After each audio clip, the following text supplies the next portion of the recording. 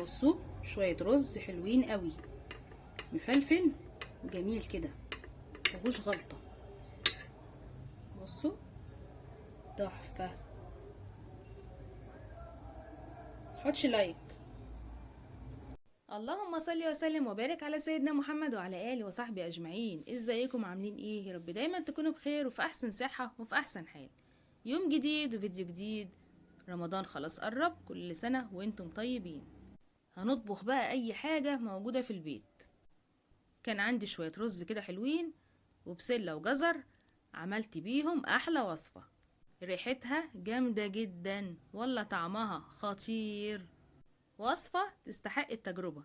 يلا بينا نشوف هنعملها ازاي.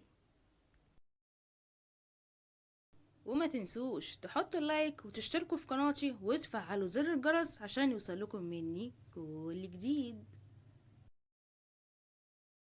ويلا بينا نبدأ وصفتنا. اول حاجة هنحط سمنة بلدي، اي سمنة، مع معلقتين من الزيت، ونحط عليهم الورق اللوري الحلو ده وعود القرفة، وثلاث كده فصوص حلوين من الحبهان عشان يدينا طعم وريحة حلوة.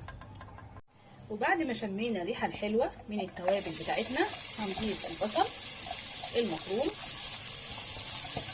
ونديله تشويحة حلوة. ماشي، بس كده يدبل شوية. وبعدين نضيف البسلة والجزر.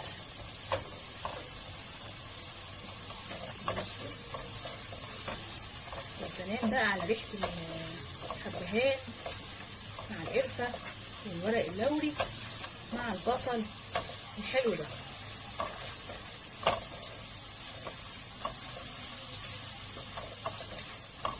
ماشي، نحط بقى الخضار بتاعنا يتشوح معانا، البسلة والجزر. دي بسلة مجمدة.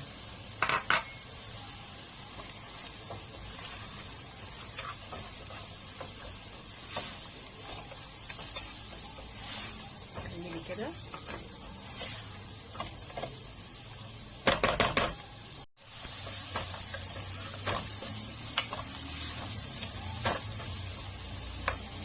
نحط دلوقتي الرز، كوباية كبيرة من الرز البسمتي، هنضيف عليهم كوبايتين من المية. هو مغسول بس مش منقوع.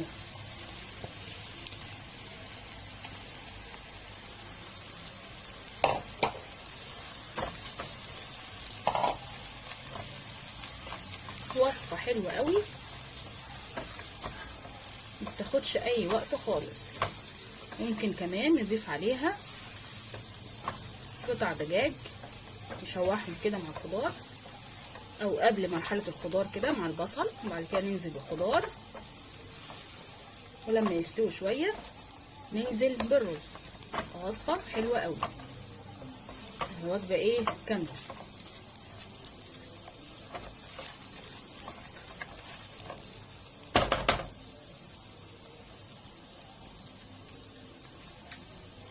نحط دلوقتي معلقة من مرقة الدجاج. لو مش عايزة هنضيف شوربة فلفل اسود والملح.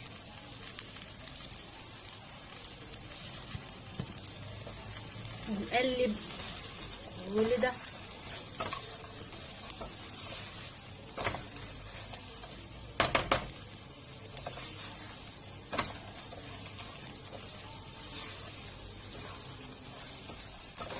حتة أكلة تحفة.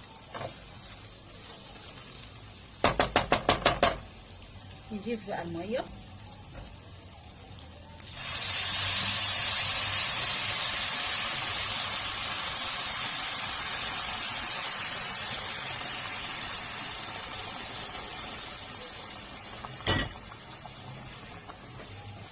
نحط الباقي.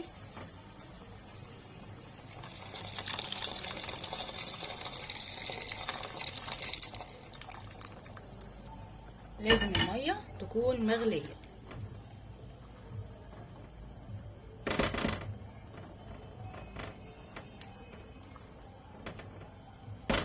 نهدي بقى على النار ونسيبه لحد ما يستوي. وادي يا حبايبي الرز استوى وزي الفل، خطير. شايفين الرز ما فيهوش غلطة ولا معجن ولا اي حاجة. يلا بينا نقدمه. دي كانت وصفتنا النهاردة، اتمنى يا رب تعجبكم وتنفذوها. كانت معكم مطبخ آية عادل، والسلام عليكم ورحمة الله وبركاته.